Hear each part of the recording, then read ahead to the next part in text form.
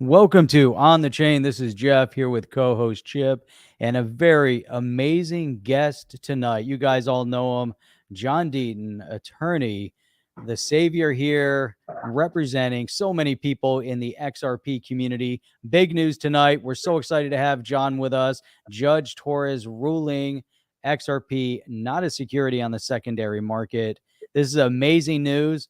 We have been waiting 2 years for this. This is outstanding. We're looking forward to digging in, getting into this. Chip, ready to kick this off? I'm frozen, but I'm ready. Welcome to On the Chain.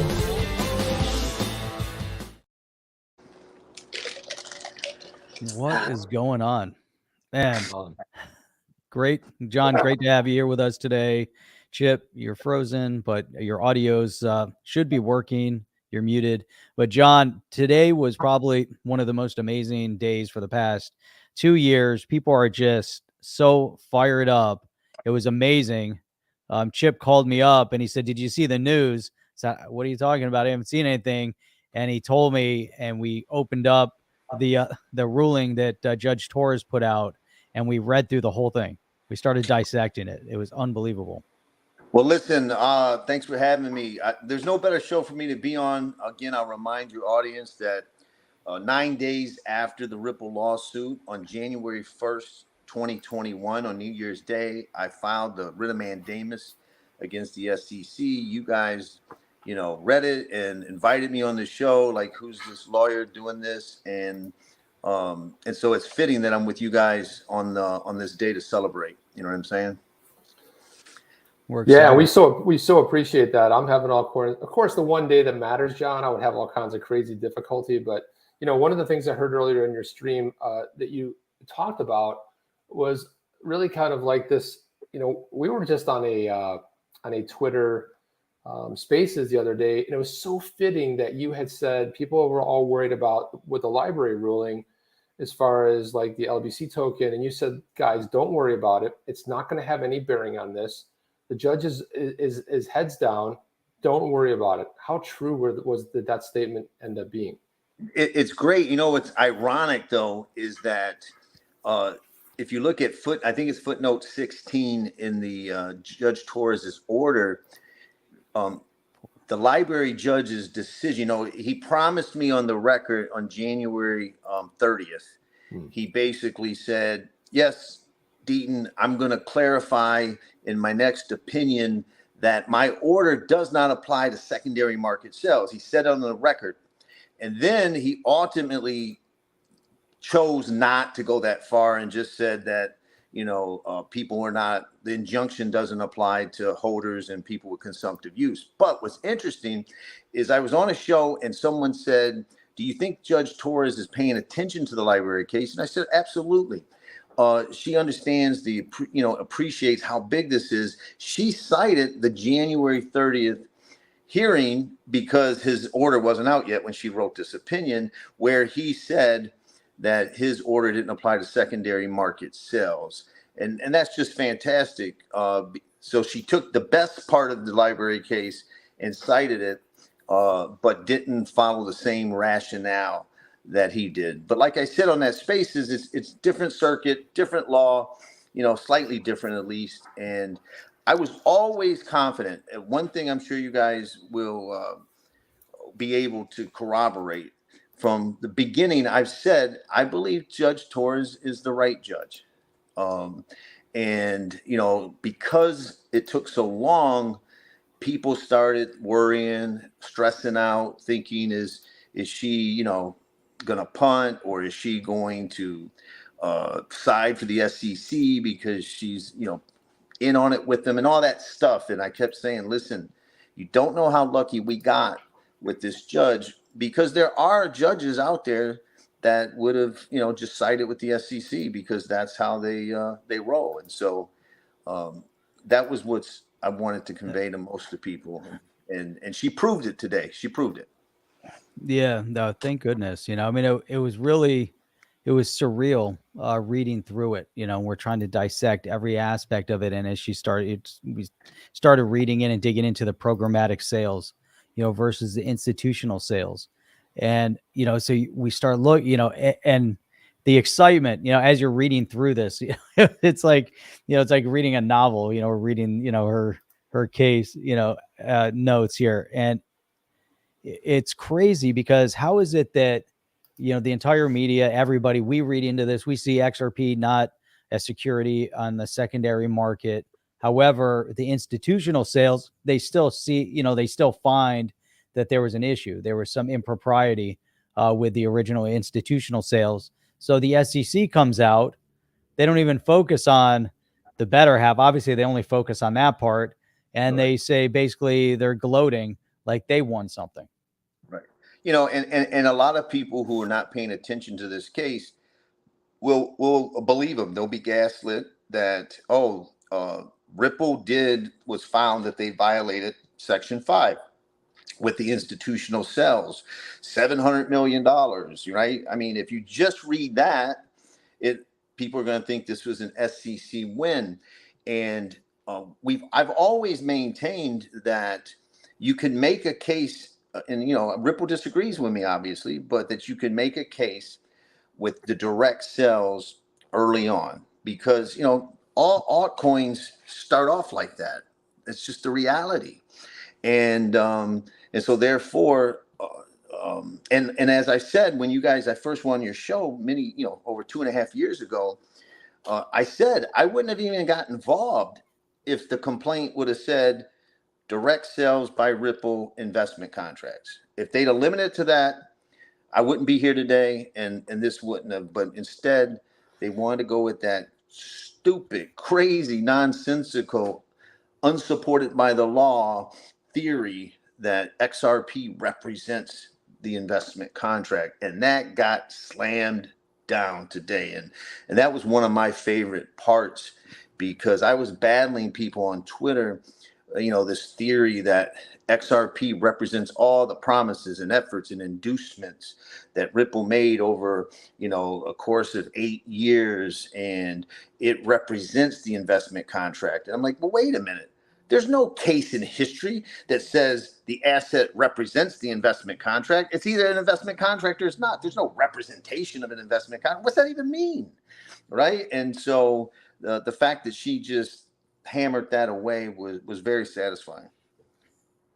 Yeah, and also too, John, and remember, XRP holders flushed that out, because when we did our motion to intervene, when the SEC responded, that's what they said. They said, "Oh, DEATON's claiming that we're saying XRP is a security per se.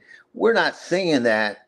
What we're saying is that the XRP, even traded in the secondary market, represents the investment contract." So they flushed out their argument, which made no sense. Yeah, John, one of the things you nailed really, I mean, over and over again, was talking about the fact that all throughout the history, when you think about the XRP could not have been the security, right? It was always about the scheme. You talked about the chinchillas, you talked about the whiskey, the condos, and you nailed that one so spot on. You had said it the other night as well, but man, how gratifying was that to see that?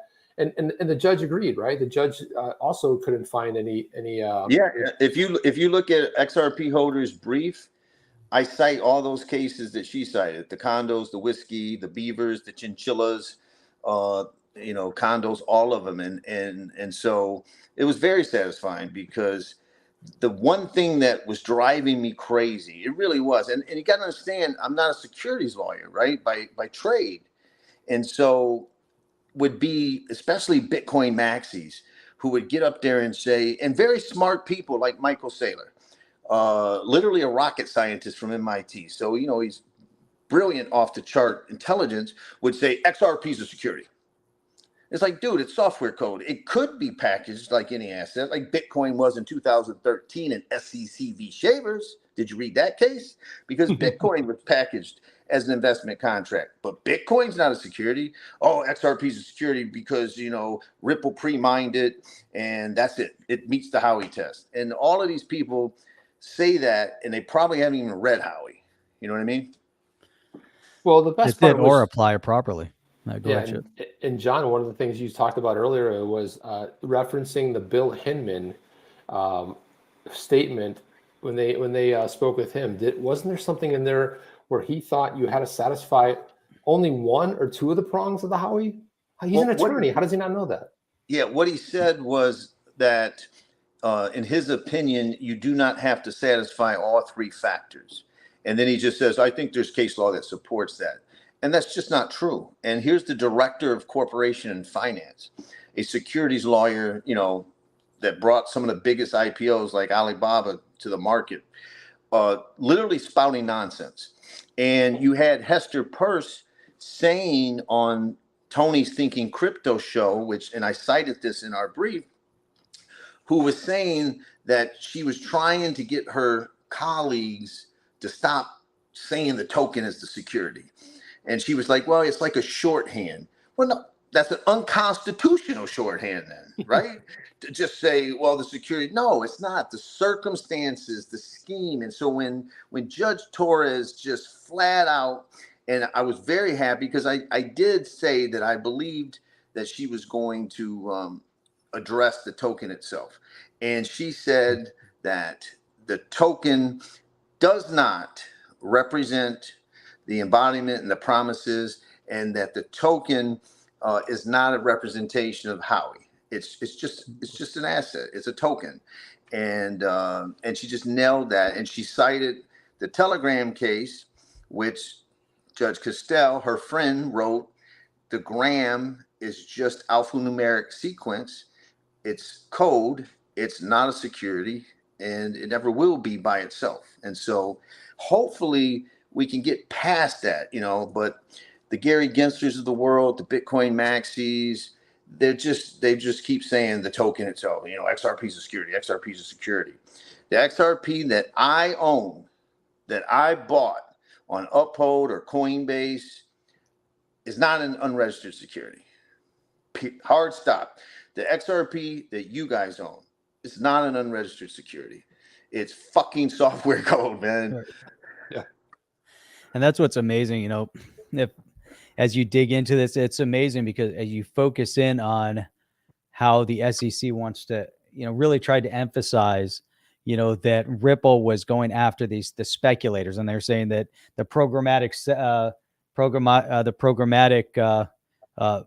sellers, that anybody buying could be are buying because they're speculating that the price of XRP is going to go up. So the SEC was arguing here that that Ripple was specifically targeting these individuals because they were speculating on the price point, which would impact the price. And so I thought that this was, really amazing, as they really dig into, the outcome. But it's the exact opposite with the programmatic buyers. Yes, and I gotta tell you, for me as a lawyer, reading this decision, I had a lot of, I have to admit, self-satisfaction, because she literally has been saying the things that we've been arguing, right? I've certainly been arguing. You guys have been arguing. For example, speculation. People say, well, speculation. If you read Howey, which many of these people don't, after the Howey case says all that matters is the test and whether or not you satisfy those factors. Right after that, the Howey case says if the underlying asset enterprise is speculative or not is immaterial. And so, and says, and whether the asset has intrinsic value is immaterial.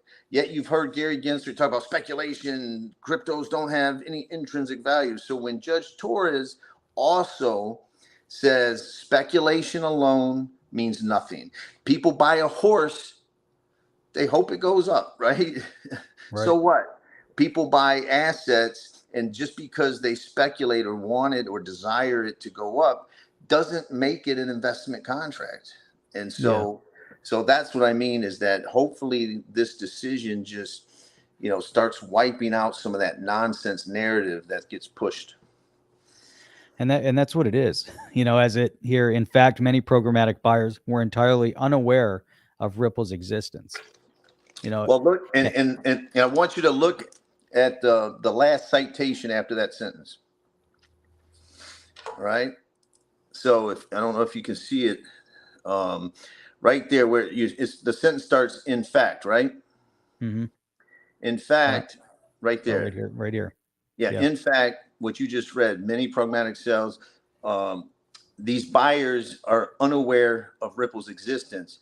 You see that last site where it says 831-1-831-26? Yeah, right here. That's XRP holder affidavits, brother. Oh, there you go. There you go. Right? That's XRP holder affidavits. So the XRP holders who said, you know what, I'll put my name on an affidavit. I'll get it notarized. And I'll just tell the truth because I'm tired of this. I want to fight government overreach. This is nonsense. And the majority of first-time purchasers, exciting right there. This is a fact. The majority, like 53% is like a raw estimate of the people. When they first acquired XRP, they were unaware of a company called Ripple that sold software to banks. That's a fact. Jay from Spin the Bits, he's a developer, right, on a payment app using the XRP ledger. When he first bought XRP, didn't know Ripple existed. That's a fact. And he's as smart and technical an engineer as anybody. And so how can you rely on the efforts, the promises, and the inducements of a company that you are unaware of? Right. Like, just it's factually impossible. And so I just wanted to highlight that, guys. I'm so thankful you brought that quote up because I want the XRP holders to do that. I want them to take pride in that, man. I want them to know the judge would not have cited that if it didn't impact her.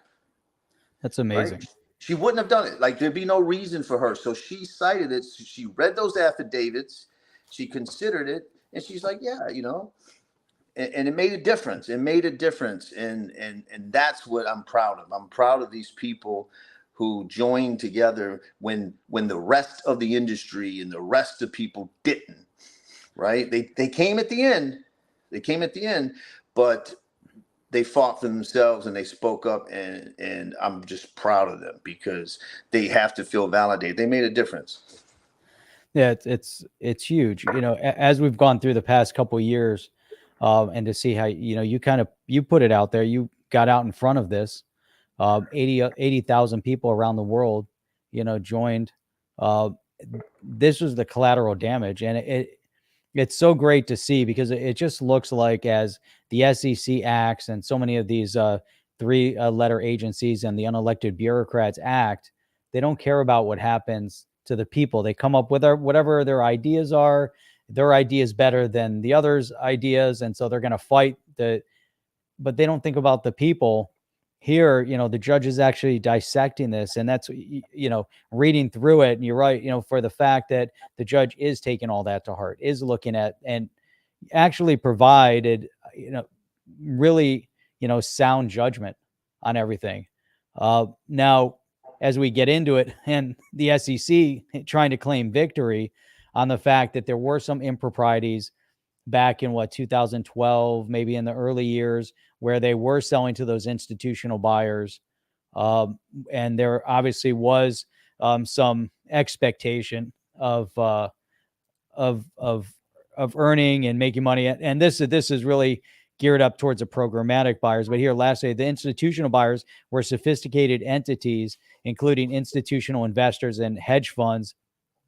An examination of the entirety of the parties' understandings and expectations, including the full set of contracts, expectations, understanding centered on the sales and distribution of XRP, supports a conclusion that a reasonable investor situated in the position of institutional buyers would have been aware of Ripple's marketing and public statements connecting XRP's price to its own efforts.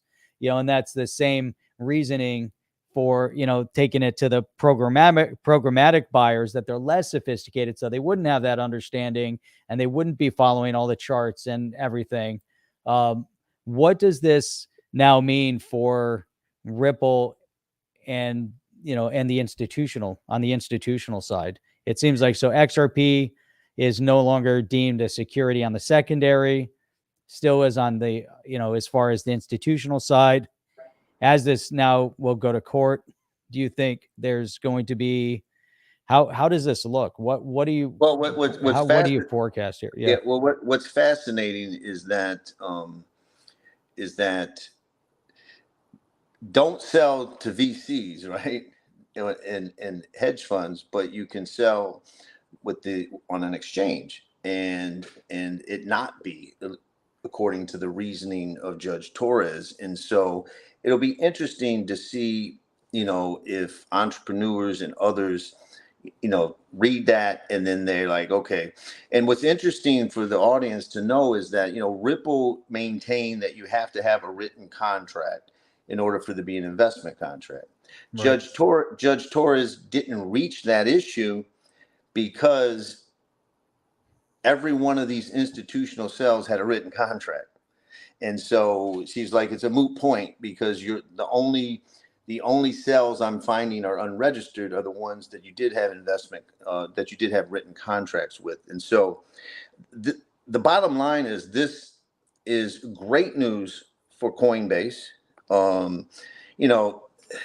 Is the SEC somehow going to try to prove that they're an underwriter, and things like that to try to, they'll maneuver their angle, but clearly this judge has basically said, A, the token's not a security, B, sales on exchanges they don't basically, they're asset sales, blind asset sales where the buyer and the purchaser don't know each other. So how do you meet the third element of the third factor of Howey, relying on the efforts of the person that you don't know you're buying from? Right. So it's a very commonsensical type of approach that Judge Torres took. As far as for Ripple, and I said this in the live cast, if I had one criticism of Judge Torres's reasoning, it would be that in the beginning where she defines institutional sales, she says hedge funds, ODL customers. And ODL, the person only had, or the company, the entity, buys XRP for a few seconds and then sells it back. And so that doesn't seem to be relying on the efforts. It doesn't even seem to be an investment. It's a utility. Right. That'd be another one. You have no idea. Token. And so my one criticism and that could just be, she honestly believes it, but in her previous decision, she seemed to understand ODL. And so that's something that is sort of a gray area that I think that might bother Ripple, right? So would they still deem that institutional sales or institutional buys, even though it's utilized in the ODL, even though it's transactional?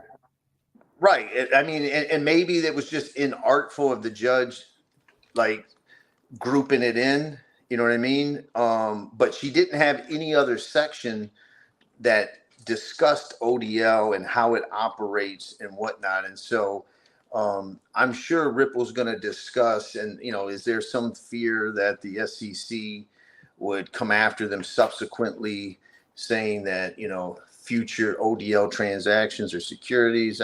I doubt it, because I think that the SEC doesn't want to get their ass kicked twice. It's amazing to me because, as we were looking at this, we talked a little bit about this yesterday on the show, Chip and I, as we were kind of digging in, and, we look at all of the different cases that the SEC is bringing at this exact moment, and it's heavy lifting because they were, as they're going after Ripple, and then they're going after Coinbase, they're going after Kraken, and I brought that up when you were doing the Twitter Spaces. I kind of brought that up too. It just seems like they're throwing so much, at this space to dismantle it. They're doing everything in their power to bring it down a notch this case just opens it up. What do you, how do you think this is now going to change things as far as the crypto landscape now that there's some clarity, at least on XRP not being on the, does it change the LBRY outcome now? And how does this impact everything else?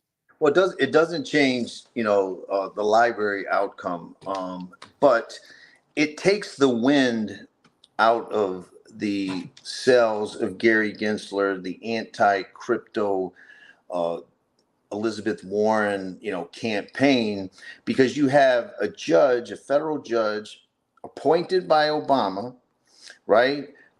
Chosen by Senator Gillibrand out of New York, who is now proposing, joint legislation on crypto. Right. And it's just going to take the wins. You have the Tom Emmers and the Patrick McHenry. I mean, they're all jumping on this, saying, look, and they're also, there are people that are saying, listen, if XRP, there's people who say if XRP is not a security, then nothing is. They take that approach. So I think it when you add everything together, it screams that Congress might be more inclined. There might be more, maybe some of the Democrats start saying, okay, there's a decision out there that disagrees with Gensler, it disagrees with this narrative. Let's do something and get some sensible legislation. So maybe you start seeing a little more movement. I still don't think anything's going to pass in the next couple of years, but this is certainly going to hurt that. Let's think of the opposite, right? Jeff, think about if Judge Torres would have just said all these cells were securities, hypothetically, worst case scenario. Secondary market, let's say she adopted the embodiment theory instead of like dismantling it. Right. Do you imagine the political momentum that Gary Gensler would use? Right? There'd be videos already. He'd be on every CNBC channel, Fox channel, talking about how, you see, I told you these were all securities. And he just can't do that now. He's got nothing. He's lost everything. And even, did you see how fast Coinbase relisted XRP? Yeah, today? I actually played on my live stream. I played that clip with the chief legal officer, Paul Graywell, where he said, we won't hesitate if the ruling allows for us to relist. And you got to give him credit. He said he wouldn't hesitate. Fast. Yeah. I mean, he said he wouldn't hesitate, and he didn't hesitate. Yeah. And it really was a no-brainer because it behooves them. They're selling crypto assets on the platform. After Bitcoin, what's the next token that has the most regulatory clarity right now? It's XRP. That's it. I mean, right, because proof of stake, Ethereum, the merge, that hasn't been challenged, right? And Gensler has said that the merge implicated the securities law. So, do I think that ETH is going to get attacked? I'm not saying that. I'm just saying is that there's an argument that all you have from ETH is a Bill Hinman speech where the current chairman seems to disagree because of the merge. So therefore, ETH doesn't have a judicial decision saying it's not a security. XRP does. Which is that it's massive. And this is things that people have been talking about for a couple of years minimum, is that, day one, when this dropped, imagine when this finally ends, XRP is now not considered a security. And this brings me back to, the questions that we've asked right from day one. Why did Hinman decide to drop the case? Why did the case drop when it dropped? What was going on with Hinman and Clayton and all these guys? Why did the case decide, or why was the decision made to drop the case when it happened, right before a new administration took office, right before there'd be a new chair of the SEC? Why were all these things happening? And it seems like at that moment in time, there was also no movement. There was no outlook, no positive outlook that Congress was going to pass any legislation. There was going to be no clarity coming out of Congress. So it would take an act, a legal act to actually provide some sort of an outcome. And here we are 2.5 years in. Looking back, I don't know, I can only guess at it because it's so, as we read through, how Judge Torres ruled on it, it almost, it's everything, like you said in the beginning, it's everything we've all been saying. It's also obvious. So if we see it as obvious, don't you think they saw it as obvious when they filed the lawsuit, that all these things are obvious? Of course they did. In June 13th, 2018, they had an XRP Howey memo that analyzing XRP, whether or not it met the Howey test. If that memo would have declared XRP clearly a security, Ripple would have received a cease and desist letter, right? They wouldn't have said, oh, it's for sure a security, but let Ripple keep doing it. No, they just said, stop it or you get an enforcement action. And they didn't. They didn't. So their enforcement lawyers in 2018, at a minimum, said it was inconclusive, right? Like, it looks like a security, but it kind of not. And, maybe we need more. I mean, but the bottom line is they couldn't say it definitely was. And so that speaks volumes. I've always said XRP was a sacrificial lamb, the regulatory sacrificial lamb. And I think a few insiders blessed ETH, and Bitcoin was Bitcoin, and we're giving somebody up to prosecute. It's a company that's not well liked by many in the space. Let's be honest, right? True. When the Ripple case was filed, and I filed the writ of mandamus, I wrote, this one theory could be they're coming after all of crypto. And Brad Garlinghouse said that, and everybody was like, bullshit. It's just you, and you dumping on retail, and you're just a bad faith guy, and DEATON is, hyperbole. It's just XRP. He's just a disgruntled XRP holder. And it's like, no, if you can apply the same theory to every token except for Bitcoin. John, and you said, you guys can hear me okay? Yeah. Yep. Okay. And one of the things you said is that early days, remember when we first had you on, you said, look, if they had come after Ethereum, I would have been right there at the same sort of juncture, right? So it was the fact that the way they came after it, but the whole idea, it's so funny how this is bringing everybody together. Everybody was XRP bad, but you know what's going all over crypto Twitter today? I saw the bankless guys are like, let's talk about the verdict. Let's talk about XRP. And, they're mostly talking about ETH maxis and stuff, which is fine. They cover a variety of things. But one of the things that I think that we said here, remember we were talking early days, like, are they going to settle? Is there going to be a settlement? And, we were saying like, there's not going to be a settlement. We actually want a steak dinner on this, John. We had a bet with Mr. B and Alex Coining 203. And one of the things that Jeff and I felt strongly about, it was really a lot of what you had said in our early conversation, is that no fraud was alleged. There was no fraud. But the one thing that they knew, the other thing that we said was, hey, we know that at some point, this particular case might be the quickest way to clarity. And people were laughing. 2.5 years later, not so many people are laughing anymore, are they?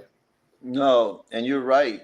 Today is probably the most unified crypto's ever been in all of its history.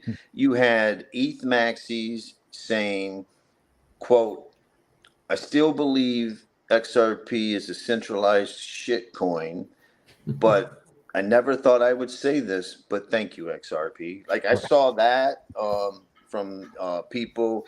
I saw other people. So the ETH folks, the Cardano folks, everybody, is on board because this is good news for crypto. We needed it. Just regulation by enforcement, suing Coinbase, suing this one, all these non-fraud cases, meeting with Sam Bankman-Fried, but you won't disclose any of the notes or any of the meetings. And it was demoralizing. So we needed this. We really, really needed this in the community. And, the only ones that seem upset are the Bitcoin. Hey, somebody better check on my friend, Max. Max Kaiser? Yeah, I was trolling Max Kaiser earlier. I was like, when he said XRP and ETH are both doomed, I was like, doomed, ha ha ha ha. You know, it's so funny because he might be on suicide watch. And also, I had the perfect tweet for the president of El Salvador, Bukele. I was going to say, dear Mr. President Bukele, you may be seeking new advisors soon, because I think there's a way you can incorporate XRP into that tech stack you have in El Salvador. Love the XRP community, because, you know, being victorious and having this joy all day today and the hard work. But John, I mean, if it wasn't for you giving us the voice, if it wasn't for you stepping out and really, you know, I mean, like, I think I was one of those 75,000 people. I mean, Jeff and I wish we could have been involved in the LBRY case, because we've been holding the LBC token. I don't think since 2019 or 2020, when we had Kaufman on the show. Mm-hmm. No, listen, I got to tell you, and I'm going to try not to get emotional, to be honest with you, but I wish people could see emails that I'm getting or DMs from people. You know, there's a guy who's 70. I mean, this is what he says: "Dear John, I'm a 71-year-old father of a special needs daughter, and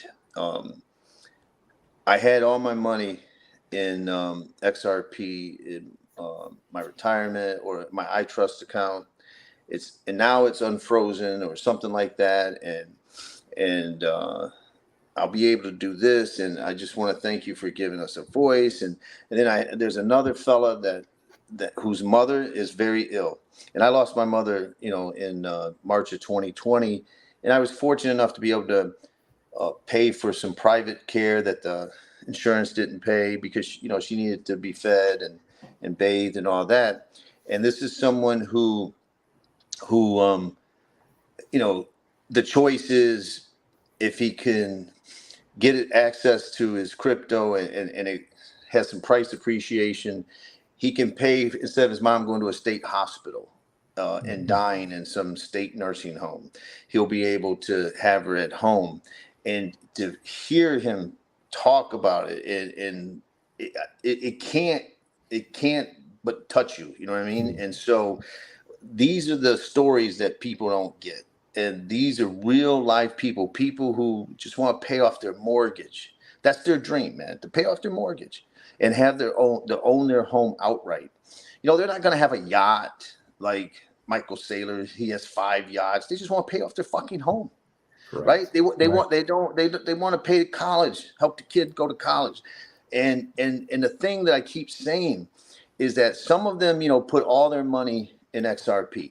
And we can objectively say that that's probably not the right decision most of the time, to put all your eggs in one basket. But these fucking people out there be like, well, if you're dumb enough to put all your money in XRP, you deserve to lose it. I wish they'd say that in front of me in person. I really do. Because I'd say to them, if they lose it, it's because they picked the wrong technology, or the market decided XRP sucks, or there's a better tech platform. Not because the government, unelected bureaucrats on a political agenda, chose to make them collateral damage, arguing a theory that's unsupported by the entire case law of history. Like, you can't cite one fucking case in 80 years to support your theory, and you are hurting these people, man, and they don't care. And so when you read these stories, you know, it's easy to fight. It's easy to be motivated. And those are the people I'm so happy for them, that they can have a little bit of, you know, breath of fresh air finally. Yeah, it's, you know, across the board, you know, the unelected bureaucrats, they don't live in reality. They don't seem to care. You see how you see how they talk, you see how they carry themselves, you see how they reference other individuals. Even in the beginning of the case, the way the SEC even referenced XRP holders as not being too tech savvy. There are all sorts of like crazy things that they had said. But the karma's is a bitch, and it's, you know, it's coming around for them. And this is just the beginning. And it's beautiful to see. And all the people that you reference, with all the emails that you're getting, this is the community at large. I mean, this is the crypto space. So as you know, as the Janet Yellens and the Elizabeth Warrens and the Gary Genslers are out there demeaning everybody and making it sound like, you know, the crypto community, you know, are a bunch of hackers somewhere in the background that are trying to, you know, do nefarious things and steal people's money. But it's not that way at all. As the tech is blossoming all over the world, we finally have this glimpse. We have this, you know, little shimmer of hope. It's like, you know, if you've ever been through a hurricane and you see, you know, the clouds and the rain and, you know, the chaos that's going on. And then when the hurricane ends, it doesn't stay cloudy anymore. All of a sudden, the cloud, you see the end of it. You see the end of the clouds and it's sunny skies. And that's kind of where we're at right now. You know, it's like all the chaos that the SEC has caused. And now we're seeing that glimmer of hope at the other side because, hey, XRP is not a security. I can see the sunshine. You know, I see all the amazing things that are going to happen here in the United States because we can finally, you know, start looking for and developing technologies with actual use case because of this, without the SEC trying to squash it, you know, coming out of the gate.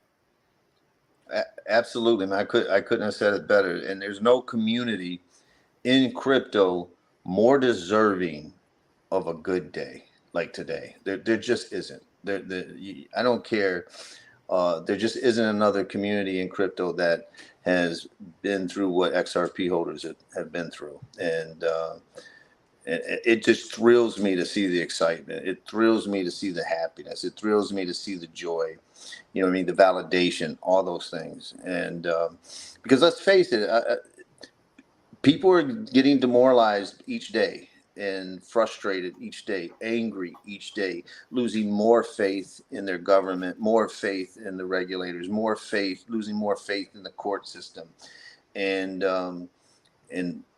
hopefully that's all been alleviated now. So what do you think happens with Elizabeth Warren's anti-crypto crusade? I've noticed that she's toned that down in recent months. Like, she was all gung-ho, and I think there's some blowback. But where do you think we're going to go with this right now? Because I know that they're trying to get 2 bills out of committee onto the floor in July.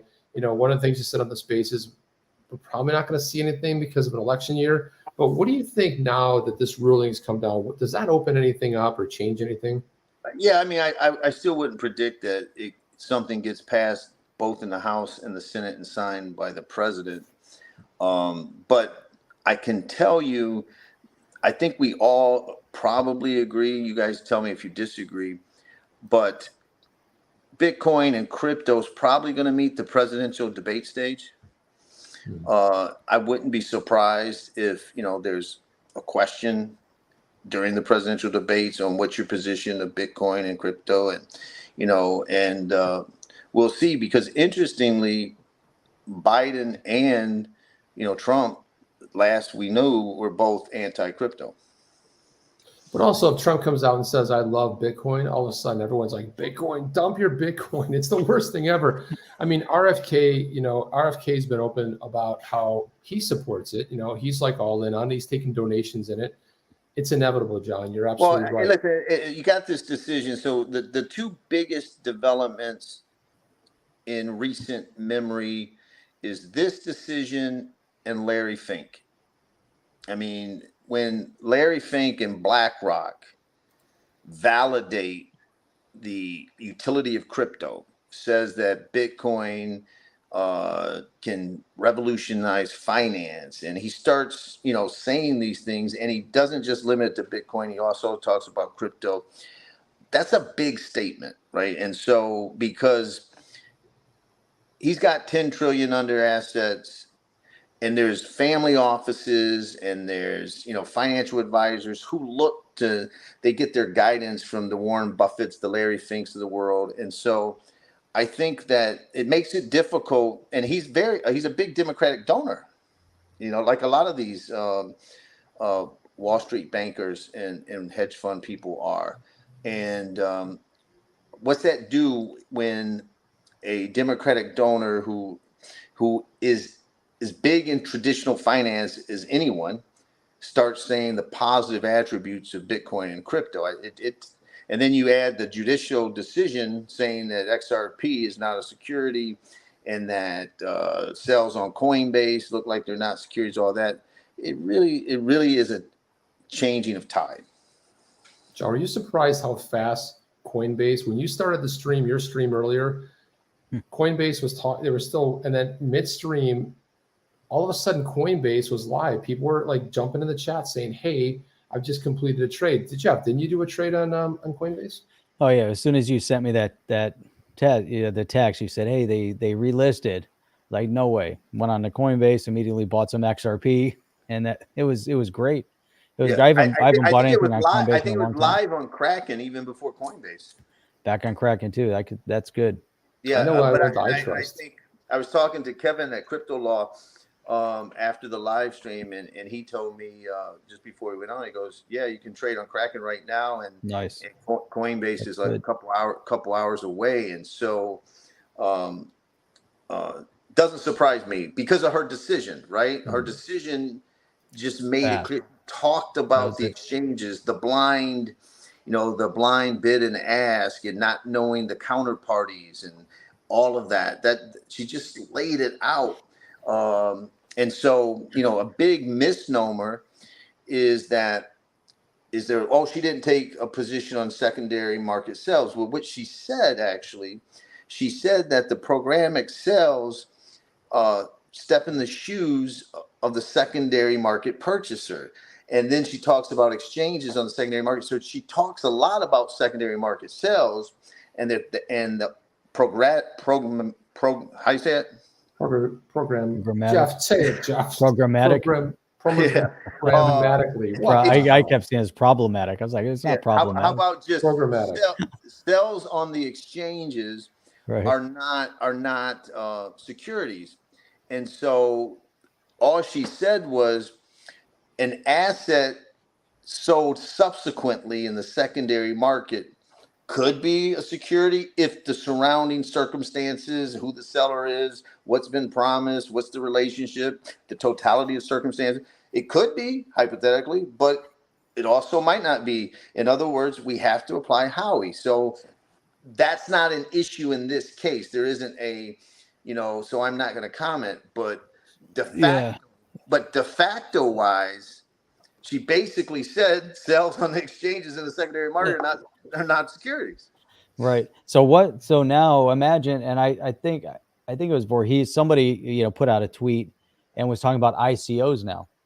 Is it possible you get a company is going to say, hey, I want to do an ICO, but the way they're going to do it is through an exchange. They're just going to release it on the exchange. Now, if they do that, is there some sort of is there a contract? I mean, there's no contract because it's on the exchange. It's following the same tenet of, the XRP, except maybe people that are buying it will have a direct expectation that they're investing in this company, or is that a bypass now? Well, if it's a pure ICO in the sense that there is no blockchain, there is no platform, and then they use all the funds to build the platform, I think that could still fall under Howey, you know what I mean? Because it's so specific, because everyone knows that they're selling, ABC token, and they're going to build the ABC blockchain, and they just use the exchange. That's still a public offering. So I think there's many judges would say, now that's still, that meets the pure definition of Howey. And so now the question is, to me, the more interesting question is, if you have the tech built, you're fully functional, and then you just sell on the exchange, knowing that you got more to do, more to development, to build the ecosystem out more. Like that to me is the more gray area. Yeah, because it's in your roadmap. That's part of your thing. Part of the solution. You have to get the token out. The only way to get the token out is through the exchange. But as a direct result of releasing on the exchange, you're the one selling it, or you as the company, so you're getting some margin profit out of it. But the great news too about this case, when you look at the legislation, the first legislation, if you go back with Loomis, they were talking only Bitcoin and ETH were commodities. And then they were going to come up with some definition. And then the other tokens would, well, can't just limit it to them two, right? Because XRP is not a security. So if there is any legislation, they're certainly going to look to this opinion to impact it. And XRP would be right next to Bitcoin, as these are cryptocurrencies, digital commodities, whatever you want to describe them, but they're not security tokens. Hey, I wanted to segue 1 second here, John. So one of the best tweets that I read today, I don't know if you saw this one, but Katie Bieber was commenting on what, that little statement the SEC put out. And she said the SEC statement on Ripple has vibes of a young campaign hack spinning on bad facts versus powerful government agency expected to tell the truth, do better. And superhero Stuart Alderati, general counsel for Ripple, said this: I could not agree more with Katie. Pathetic statement coming from the SEC today. Take the loss, you earned it. It's just a phenomenal statement by Stuart. No, that's poetry. Beautiful, right? I mean, it's just what take the loss. Take the loss, you earned it. I was like, they did earn it. But the funny thing about this is that when Clayton goes out, right?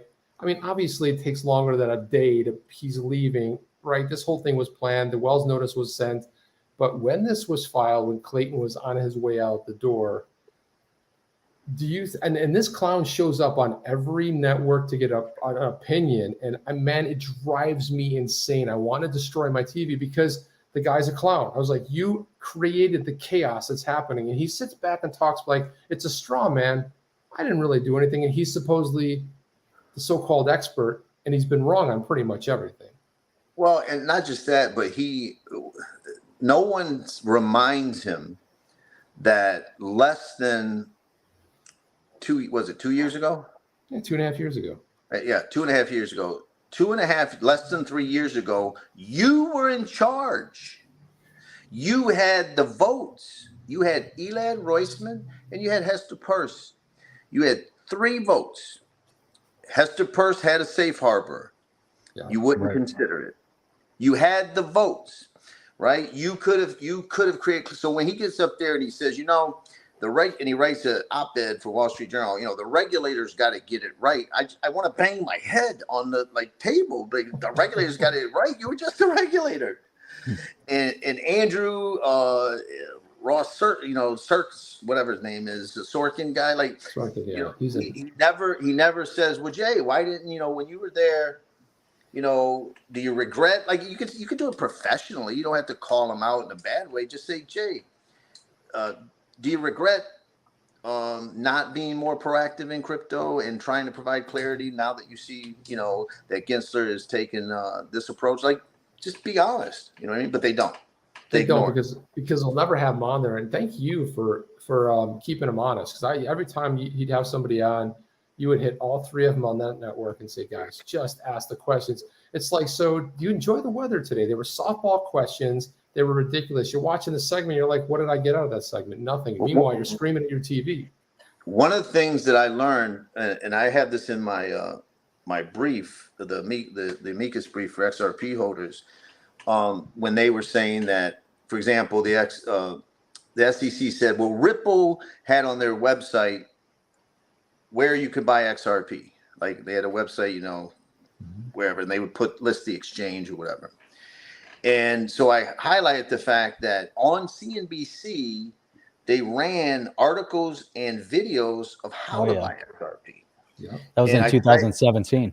Right. And I cited it and all of that. And I said, and the SEC can't prove XRP holder purchased it because they watched CNBC or because they visited Ripple's website, right? I'm just making these points that those are nonsensical arguments. It's just wild speculation. They're not connecting any dots. So they had it on their website. So what? But what's so disappointing is that CNBC actually, Brian Kelly from Fast Money, he walked people through how to buy XRP. And then he says, and XRP is not a security, by the way. He gratuitously said that. And people probably bought XRP. and you don't do one show, you don't do one story on XRP holders and their fight with the SEC and the SEC refusing to like talk to us or consider us. Instead, they fight us. They ask that our attorney be thrown off the case and all the things that they did. And they don't run one story and take any responsibility for, hey, you know, like, why don't you just honor these people that may have relied on your show and bought XRP and help get them a voice? Right? They don't care. That, I mean, it's proof positive, you know, from the unelected bureaucrats to the media, and the media is the biggest culprit. It was funny yesterday. We did a show and people were, you know, they were critiquing us because they said that we used clickbait, and we used a very similar title with the Judge Torres ruling, and we were going to talk about, you know, outcomes and everything yesterday. But the media, the general media, they use horrible headlines all the time. They're constantly they draw you in with fake headlines, you know, and they'll put out good news, FUD, FOMO, whatever it is, you know, and they spend most of their time beating up on the space. You know, they haven't put this space in a very good light. The thing that the mainstream media really liked, they love when Bitcoin was hitting all-time highs, when Bitcoin was hitting 20,000, when it was hitting 50,000, when it's hitting 60,000. That's all they could talk about, you know. And same thing, like in 2017, they were showing everyone how to buy XRP online, but they also like the opposite side. They love talking about and bashing the space when it was sliding over the cliff, when everything was plummeting.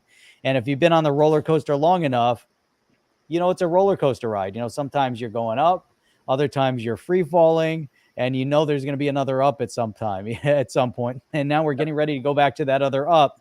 But the media makes it sound like the whole, you know, everything, the whole floor is falling out, and that's going to be the end of crypto, and that's it. Crypto's done. And, you know, everyone go their way. This, to me, is retribution for all of that. That, you know, like you said just a little while ago, there's only 2 digital assets right now that could be declared a non-security. And XRP is the only one that has done it through with a judge ruling on it, with a court ruling. And this is great. You know, we're moving in a proper direction here. Oh, no, listen, there's people. I remember I was on a Spaces with John Reed Stark, and I asked him a question, you know, respectfully. We were being very respectful to each other. And I said, well, you'll concede that Bitcoin isn't a security, right? And he's like, well, I haven't researched it enough and I haven't written an article on it. I'm going to write an article on it. But he's hesitating even calling Bitcoin security. I'm just getting you in the mind of some of these regulators and how they think. And how could you really, anyone hesitate at this point, you know, I guess to say that, you know, Bitcoin is a secure investment contract with who?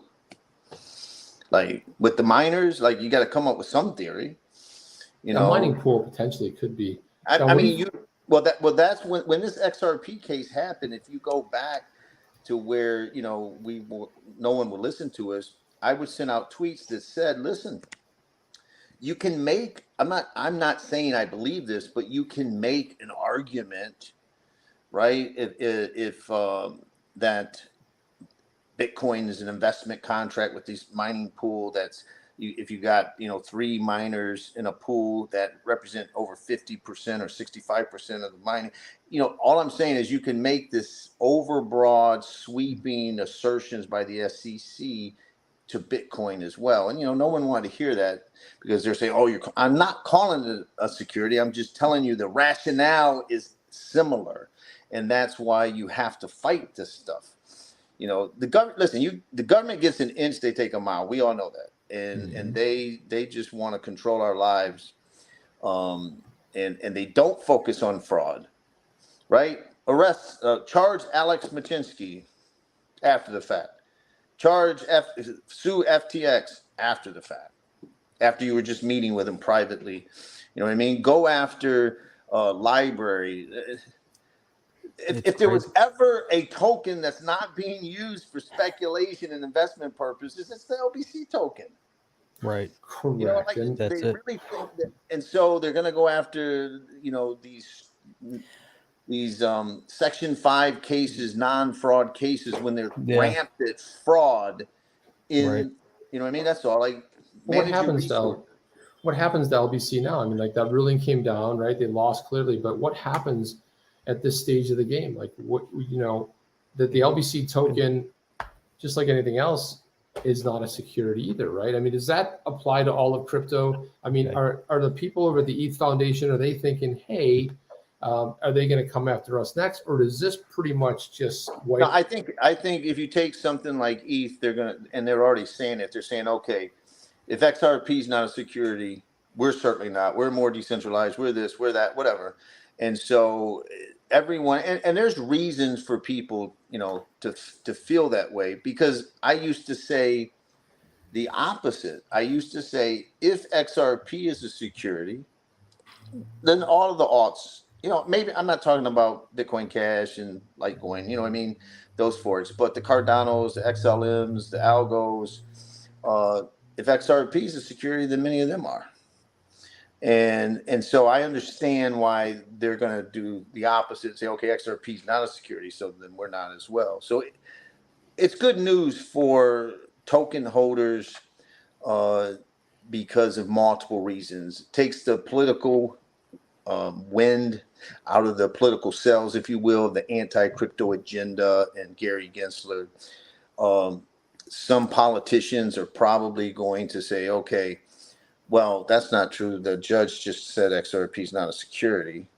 So people who are not into crypto, this is a big deal. And I mean, Tom Emmer, I mean, I think he tweeted it out within minutes of the decision. He was so quick.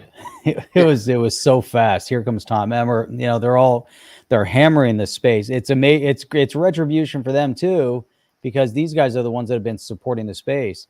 And we've had Tom Emmer on here. I guarantee you they want Gensler at a hearing now so they can talk about this case. They've got to drag him. They've got to drag him in front. He's got to be held accountable for the chaos that he's caused for the past couple of years. But I'm tired they have to hold him accountable at this point. But do we need another letter writing campaign? Like you said, start issuing subpoenas. Okay, because that's got some teeth. But this whole idea of like, what's that? I mean, take him down now. You got to take him down. It's like, and this guy, you know, his political capital has run out. He lost the massive case, right? We always said he'd be on the wrong side of history. We were right about that. It's good to be right. And I think the biggest thing too is that the amount of people that hung on, the amount of people, like, it takes a certain kind of human to do some research, to really believe in a project, to say like, hey, I don't care. And you know, people are like throat punching you 24/7. John, you took a lot of incoming. Even so, Charlie Gasparino owes you a steak dinner. Am I right on that? Yeah, I mean, you know, I have to go back and look exactly what it was, because I know when him and I talked privately, I would say, listen, if they say that early sales of Ripple violated Section 5, but everything else is not a security, that's a win. And so I have to look at it. So I understand why he was like, oh, does John owe me dinner, or is it a draw? But that's why I replied, get your platinum card out, brother. That's right. Where are you headed? Where are you headed? Going to Burn Steakhouse? Where do you want to go? Where do you I don't know. there? I'm gonna find one, and I do plan on live streaming it as I'm cutting the steak with Charlie. That's what we're going to do too. We're going to go to Tampa. We're talking about Burn Steakhouse. I just want to share that experience. And believe me, we want to share that with you, because Charlie's a good guy, but sometimes he's been a little bit rough on the XRP army. He's gone after people, you know, but that's his sense of humor too. He's got like a funny sense of humor. I think a lot of people don't realize that he's kind of goofing on them. Like, they almost take him a little too serious. I'm like, he's got a good sense of humor. Charlie welcomes, he welcomes the trolls, and he welcomes the challenges. He likes, it's good. You know what I mean? If Charlie sends a pic, you know, Charlie's in great shape, man. Let me tell you, he's a stud at his. We see all the gym pictures. We see him on Twitter like every day. So he knows somebody's gonna comment, and he's ready. I mean, he likes that banter, I guess is what I'm saying. He doesn't take it. Here's the thing: if they think they're getting to him or embarrassing him on Twitter, then they don't know Charlie, because it's fun for him. You know what I mean? Are you going on Fox Business tomorrow? Yeah, we're going to be on Charles Payne. So Charles Payne, one of Amazing. Isn't this has always been one of my favorite personalities, but how is he off camera? Is he much like he is on personality wise? Yeah, Charles is good people, man. He is a hard worker who has dedicated, and everything he's got and achieved is from hard work, dedication, commitment. Let me tell you, the amount of time that man spends just for that 1 hour, like it's and he does his own charting. Like when you see a chart up there where he's showing a chart, he made the chart himself. He doesn't rely on other people to do it. I was very impressed, and he's just a good guy. And off the camera, he's got a good sense of humor. It's hard not to like Charles Payne. He's awesome. We have a lot to learn here, Jeff. I like his demeanor. It takes effort. It would take effort to not like Charles. We'll start making our own charts, and then we can be. We have a lot to learn from Charles, man. He's one of my faves for many years. Yeah. John comes on the show. We don't even have a proper green room. It's horrendous, John. On the Fox Business, show is this anyway? Well, I don't know. Are you going in the studio or how do you go in? I'm probably gonna go in the studio. So they put you in the makeup chair, right? They got a Well, I think that when I first started, like the first time I was there, because of COVID and all that kind of stuff, I got a message that said, "Come on, arrive camera ready with makeup." I'm like, listen, I don't know what that means. Come on, John, you didn't know that? I'm not gonna get any better looking no matter what I do, right? And so I of course I didn't do anything. My daughter told me to fix my eyebrows that were going into something like that. That's camera ready. There you go. That's camera ready. You just do this. You do a little lick and a little like that. That's it. That's camera ready. But yeah, so I just go on and hopefully I'm well groomed or something. I did want to ask. With a bald head, you can get a glare pretty easy. You know what I mean? Yeah, it's problematic. Oh yeah, that's definitely a problem. You got to position the lights the right way, otherwise. Right. It's really tough. I saw this in there, and Crypto Eddie had purchased, and when we launched our Badass Yetis, our NFT project, John, a channel that always talks about utility. We were terrified because Jeff and I have this rule: 2 things: A, stay out of court; 2, stay out of prison. That was like the 2 things we were like. So we rolled out an NFT project that we couldn't have any utility around. Everything we wanted to do was like, no, can't do that, could be a security. So we kind of feel like this opened it up. So when we did launch the project, we went on Crypto Eddie saying, hey, we're going to launch this as a brand. We launched Badass Yetis Coffee, and Crypto Eddie bought you, unbeknownst to us, she bought you it and sent it to your office. Did anybody over there get to enjoy it? Did it show up on time or? No, it did. Yes, I have a coffee connoisseur in the office who made it. I didn't get a cup, but it went pretty good. Look at that right there. Mike Morath says, have John pick out a bag of coffee on me. I'll get you in the morning when I set. So you could have that's how people can reward you. They can just keep sending you the Badass Yeti coffee. And Badass Yeti coffee. We don't mind. We don't mind at all. We'll be perfectly okay with that, John. It is really good coffee. I mean, Jeff and I want to make sure, but the whole idea of utility around NFTs, we waited for those NFTs to come out on the XRPL, and they finally did. Also, I want to give a big shout out tonight. Coincidentally, it is XRP.cafe's birthday. A year ago, they had just started. They hadn't really put anything as far as NFTs until after the beginning of this year. And look at how it's blossomed. So what an amazing community. And have you on here on their birthday, 2.5 years in. And I'm just curious, John, are we going to do the anniversary show this year on December, 20th, just to kind of have just a good old, just kind of say, hey, 6 months on, 3 years from today when it was originally filed, Or are we going to do it in person? Should we do a party on the 20th or should we do a party next year this time? Well, I think Brad Garlinghouse said something about starting to get ready for a proper party. He did say that, and I'm like, I want to be invited to that proper party. Maybe you do that show just before that party. You don't want to do it during. We'll be all too drunk. That's for sure. Well, That's man, for we sure. can That, we can that stream might live. be It'd the be fun really part, interesting. though. That would Yeah. be the fun part for those that can't make it. We'll be streaming live at the party. Now we got to get invited to the party. We're good. I want to throw up a few more of these comments. There's just some really nice comments here from Ron Rough Rican. John, congratulations and thank you. Jeff and Jeff, thank you for keeping us going through the tough times. Still can't believe it. And then Jim D was talking about my cocktail waitress at Port Canaveral Tiki Bar gas at the huge tip I left on this historic day. There was some really nice comments and some other questions here. Here's one question to go back to Rye Guy. I have a question for John. What happens to the people who held XRP on Binance, who closed their accounts and they lost XRP, and now it's deemed to not be a security? Was there that whole issue with Binance? I don't really remember the issue. They had their XRP on Binance, and did Binance close the accounts? I think Binance was, but there was an issue with Binance in general. But I think they forced, if you had to sell your XRP, I don't know if the accounts were closed. We need more detail on that one. Yeah, we probably do. I mean, I've heard a lot of stories about people getting liquidated on Nexo.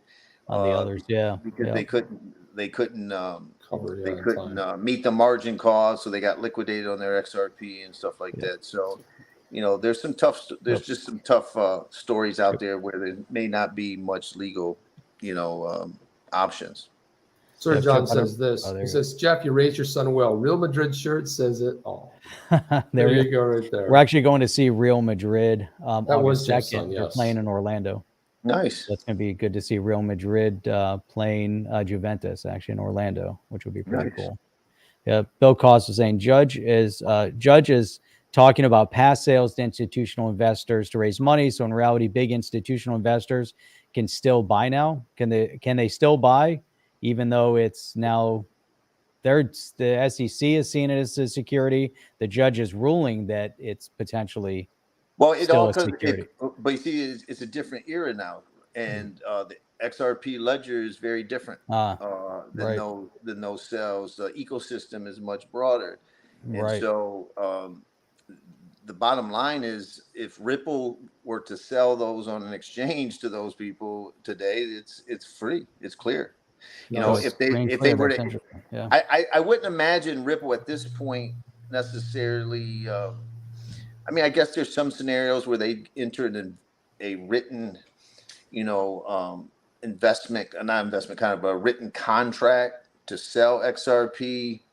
But I think that, with their ODL system now, I think it's just a different era. And so I don't think that they're going to be selling them like that today. But hypothetically, they could sell to an institution today and it not meet the Howey test under certain circumstances.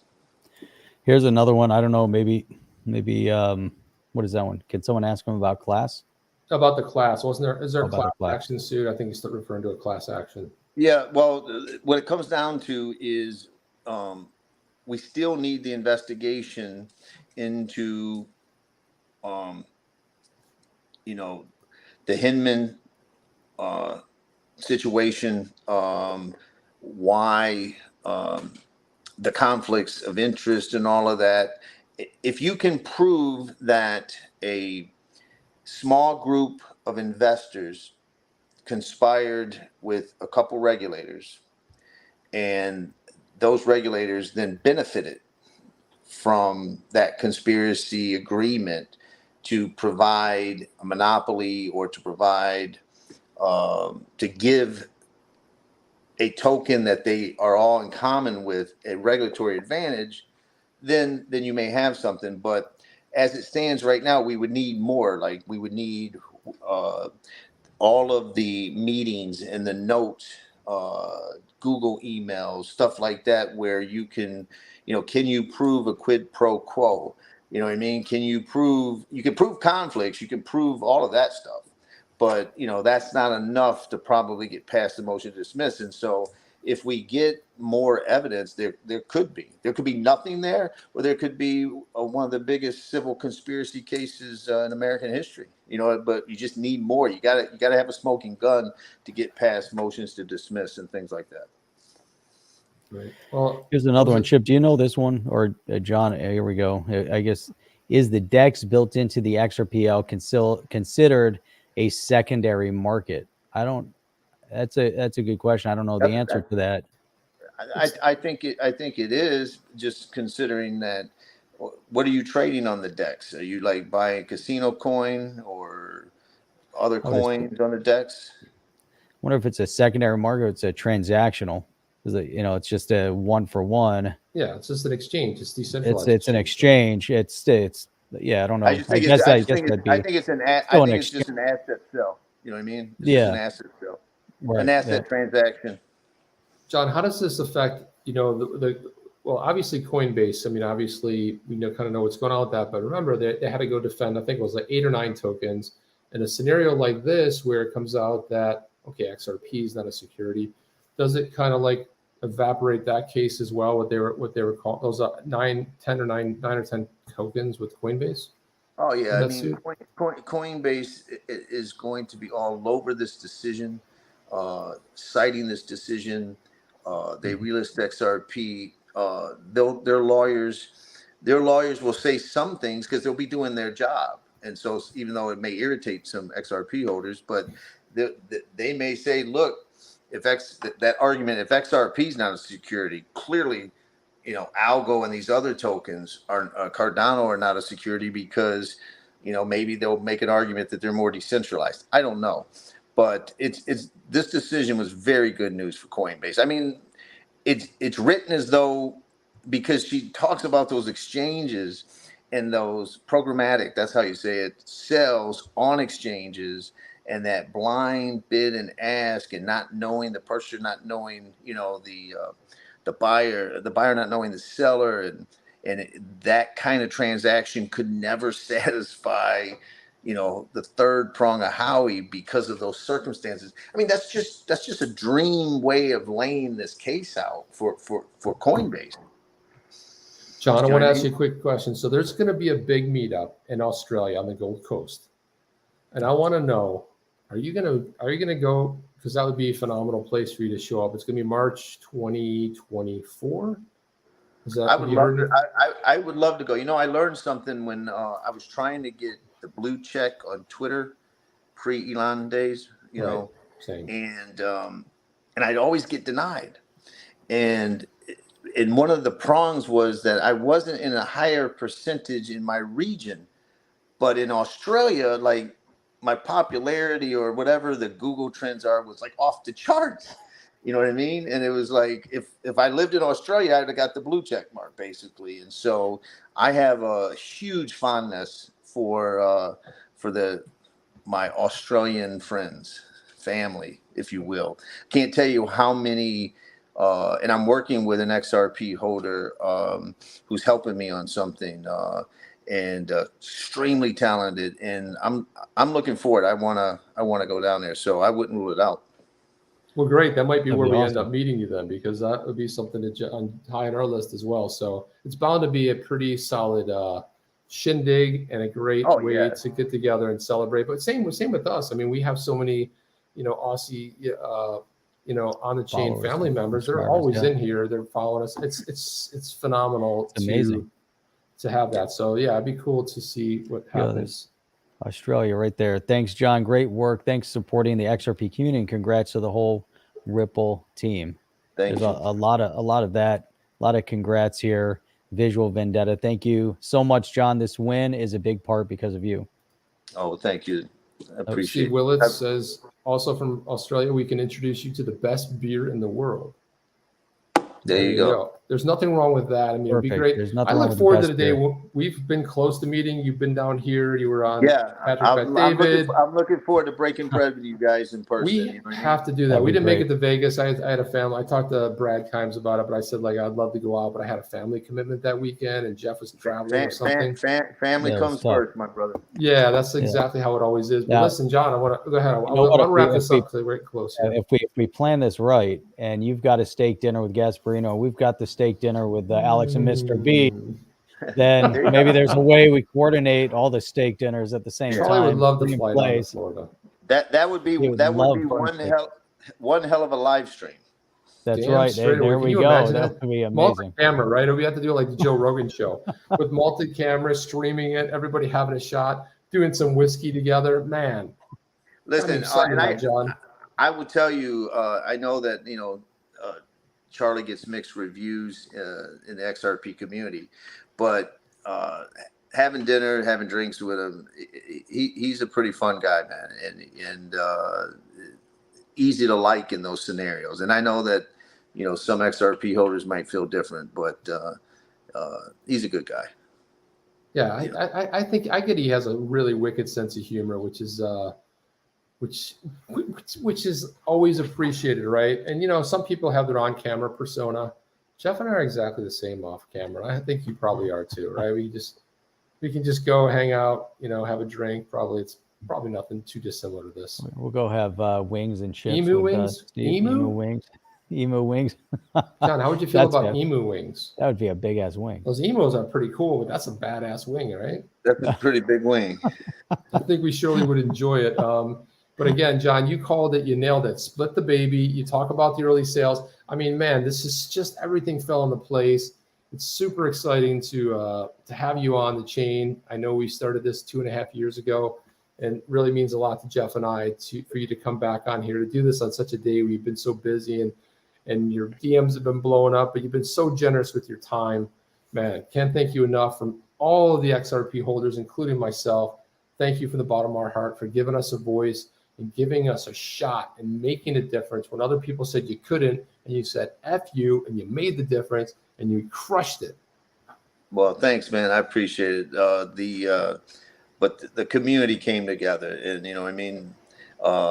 people chose to get involved, chose to sign up, chose to send messages, chose to write affidavits, chose to ignore all the FUD that you're never going to make a difference and you can't, you're wasting your time, and they chose to ignore that and speak for themselves. And so if there was ever a community that deserves a celebration, it's XRP holders, and they've earned it, so they should enjoy it. Be safe, but enjoy it. Right. Always be safe. Watch those 2 rules that we have. Stay out of court, stay out of jail. We'll have to talk more about on a off camera, but some of the ideas we had about how we would actually launch something. But as far as utility for our NFT project. So happy to everybody out there that's been struggling and just building out there. Now let's see some of this innovation that was going elsewhere start building here in the U.S. Let's do what we're well known for. All right, guys, have a good night. Wait, hang on a second. Hang on. One more thing, Oscar Arneson. Don't forget, John, you were famous in Oscar's video where you were in there with Bill Hinman and, of course, Jeremy on the motorcycle. That was God, Oscar's fantastic, Oscar. If you're watching, man, you like I said, there's so many talented people in this community. That was just fantastic. I love this community, man. I love the people in it. I really do. You've earned 75,000 drinks from 75,000 holders. So we got some work to do. High tolerance, but it ain't that. Well, you get free dinner and drinks anywhere you go now. Spread it out over a couple nights, John. We can do it. Over a couple nights, yeah. So anyway, guys, that's all we have. We're going to end it here. John, anything you want to say on the way out? Just enjoy the victory. You've earned it. Right on. All right. Thanks, John. Appreciate it. Thank you for coming in today. Appreciate it. See you later. All right, bye. We're out. And that's it. Jeff, how awesome was that? How awesome. Dude, that was amazing. Dude, that was fantastic.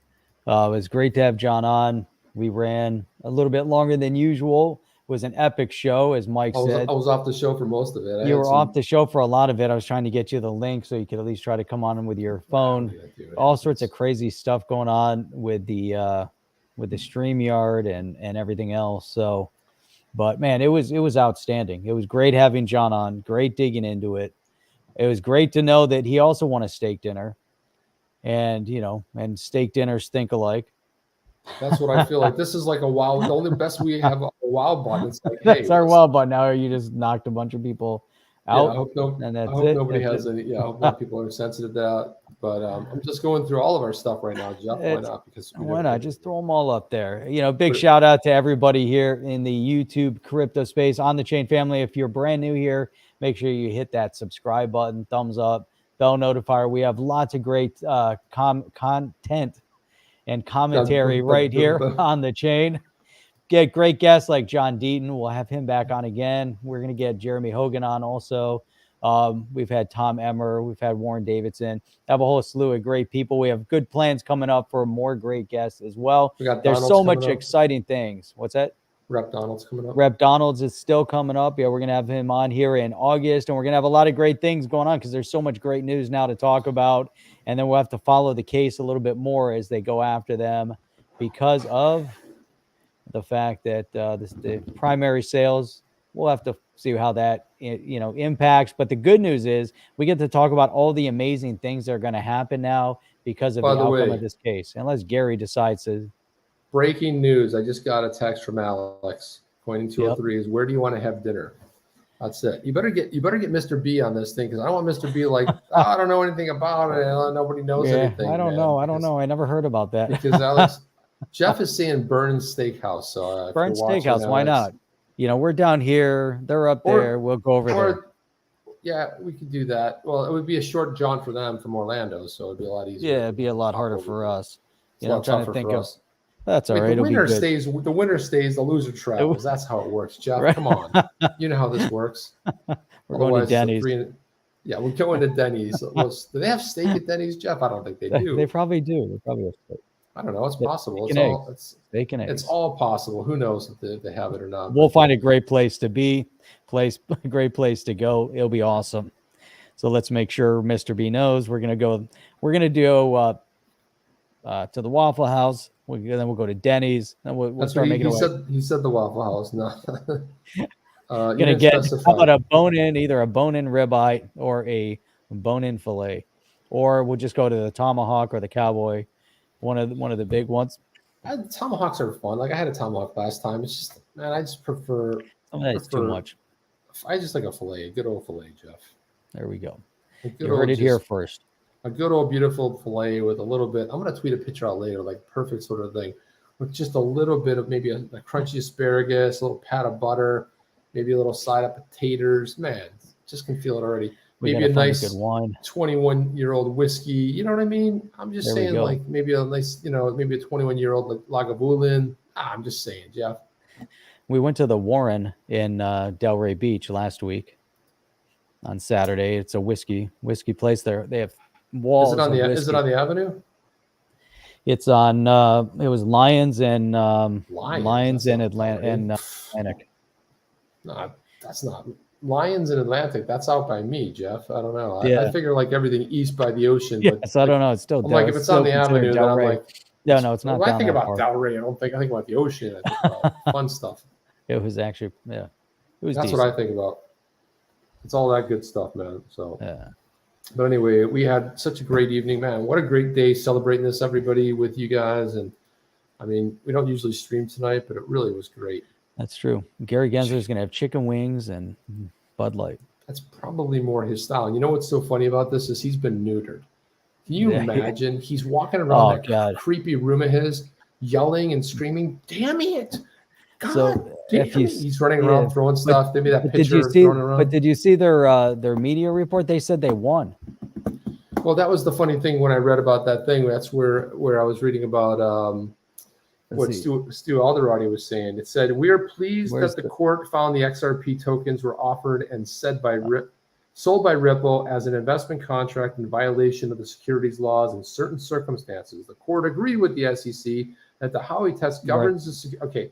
And that's where Katie Bieber said, SEC statement on Ripple has vibes of a young campaign hack spinning the bad facts. It was so bad. Or it was like they were looking at completely different media. And granted, now it's going to. We called it though, Jeff. We said that they would be pounding their chest. They're putting a statement out just about that one thing that the court agreed with them and they were victorious. But we did call it. And that's the beauty of all of this. Going back 2.5 years ago, we said there'd be no settlement. Said it was going to go to a decision, and there you go. And it was all confirmed. And we also said maybe the quickest path to clarity. And people laughed at us, Jeff. They did. They goofed on us and they laughed at us. Checkmate. Checkmate. There you go. Right on. So it feels good to be right too. I know John Deaton called it to Berserkers down with OTC. Are you guys? Go ahead and like, subscribe. Go ahead and click that notification bell. I saw everybody in here. Oscar's in here. Oscar got the shout out. That was really important. Hans Loaded, of course. Always thank you for the work you do with us as well. Look at who's in here, dude. Look at this. We have the old OTC family in here. Annie's in here, man. Ani, whatever. Let's see what else. I saw a lot of the OTC.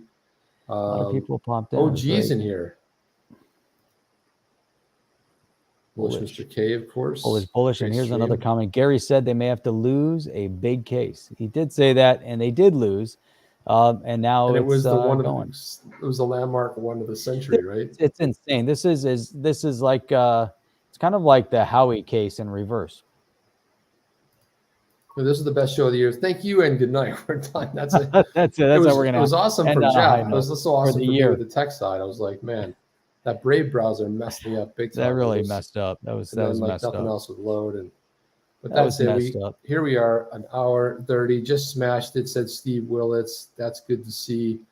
Dude, also, everywhere here, dude. I'm looking at all the news. Where's the news? I saw the news with the SEC, and now I can't find it. I don't know if you got the Docs gambling, but thank you for that. Start the party off right. See it tonight. That was the early ones, and then XRP Supercar.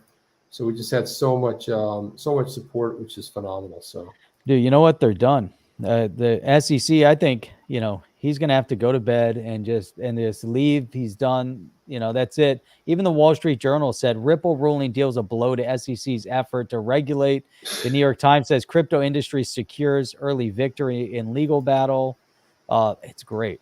Jeff, this is what I like to do. All across the board. Do you remember when you were a kid and you did this?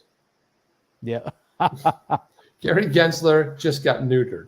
And it's the most fantastic, it's the most glorious day of all time because we were right, you were wrong, we're on the right side of history. You, sir, if I could be so polite, are on the wrong side of history. Gary Gensler, you clown, you fascist clown nut job. That's what I'm going to say right there. But he's time to resign. It's time to resign. Well, I think I think with this Ripple case, I think his political clout just. Over. He was already expending political capital. He had his eyes on the Treasury gig. Ain't happening, man. But it was so bad. I mean, if you think about, so obviously Ripple, Coinbase, and the slap in his face with Coinbase is that they relisted XRP, which is awesome because Brian Armstrong's already. But the fact that the DOJ is investigating Jesse Powell, and the SEC's coming after Kraken, they're going to he spoke out. I was going to ask John exactly. That's because he spoke out. They're just going to the depths of depravity. But that's how they are. You wouldn't expect anything less at this point in time. So amazing stuff here. You guys are awesome. We have the best and the brightest of all of YouTube crypto space joining us 3 nights a week. Sunday, 8 p.m. Eastern Standard Time. Wednesday, 8 p.m. Eastern Standard Time. Saturday morning, 8 a.m. Eastern Standard Time. Thursday night, tonight is a special night because XRP is not a security. And you know what else? You can take that to the bank. I'm going to play this sound effect for Gary the Clown Gensler. Right? And then Gary Gensler, just think about this. Holy shit. Like, let's not do that. That's a bad idea. Holy shit. It was a bad idea, and you should have gone. Bad idea. Knew that you were going to lose a big case, and boy, did you lose in a very big way. I guess this means Gary is not our daddy. He's not our daddy anymore, man. Yay. You know what I mean? Yeah. So awesome. Everyone's super happy. Yeah. Even the best part about all of this is that 2.5 years we sweated with turmoil so we could win a beautiful steak dinner. It's all worth it. It's all worth it. It's all worth it. But I think the camaraderie we'll have such a great evening. It'll be so worth it to have a great time and yeah, it's gonna be fantastic. It would be great if we could coordinate that with John and Charlie, but that'd be very cool. Logistics are gonna be tough since they're both up in New York here. Yeah, and they're in the southern northeast, and we're in the southeast. Jeff, we're down here protecting basically the southern tip of Florida from Cuba, and any other strikes are gonna come in here. We are here, Jeff. We're putting up the armor. We're ready. They're loading up Cuba with missiles. we're going to protect you. Don't worry, guys. We got this one. We're defending the freedom of the United States. So that's what we're doing. That's all we got. And just for old time's sake, just because we got to do it on the way out, before we play our great outro. Thank you, and good night. Was it that or no? After that, come on, man, Berserker. Berserker. Berserker. He has his own thing on the show. That's a phenomenal. And that's all we got. You guys are awesome. We'll see. We'll see everybody Saturday morning, 8 a.m. Eastern Standard Time. You guys are awesome. You know what I'm going to do, Jeff? Just because it was such a long show, I'm going to go with the long outro. What do you think about that? Double it up. Let's do this. You ready? Let's go with the long outro. Are you down with OTC? Please like, subscribe, and click the bell to be notified when the next video drops.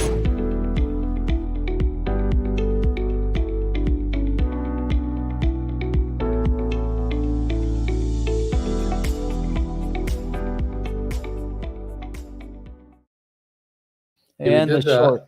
We did the that. Short one. Now, so we got to do the short one. I was like, oh, what are you doing? Go home. Why are you still here? Why are you still? Thank you, one person that likes our videos and comments on our videos. We so appreciate it. Thank you, one person.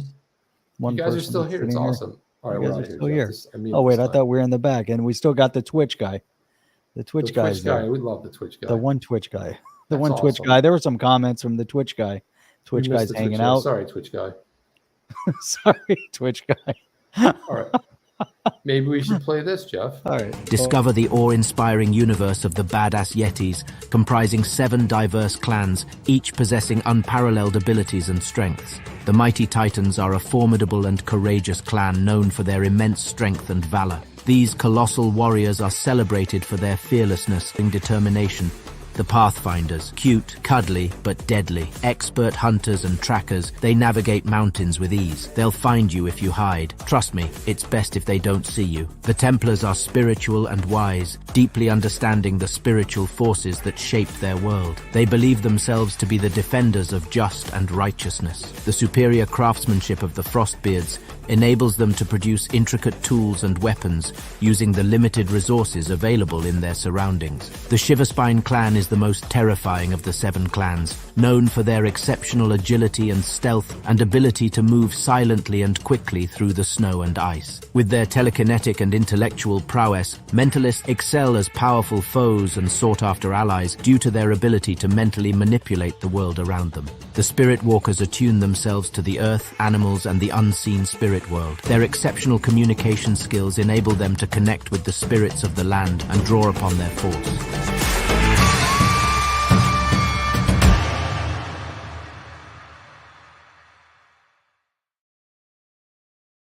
Man, all of a sudden, exciting. Jeff, the Badass Yetis got a little more expensive over on XRP.cafe. I was texting Jeff earlier. I'm like, our Badass Yetis are over $100. We need to rethink the price, man. Oh my god! But the good news is the coffee is not. Coffee is in fiat. Ooh, look at that right there. Badass Yeti. That's the Noir Symphony. That's a nice blended dark roast. It's beautiful. Tastes really good. Get the whole. Grind that down, put it into your mocha espresso maker. You got this stove top. You can get teas, you get some coffee. We got a white tribe coming out, but you guys don't want to hear all about that, but it's awesome. We're going to make a cool video like that for the white tribe. Got a whole story going.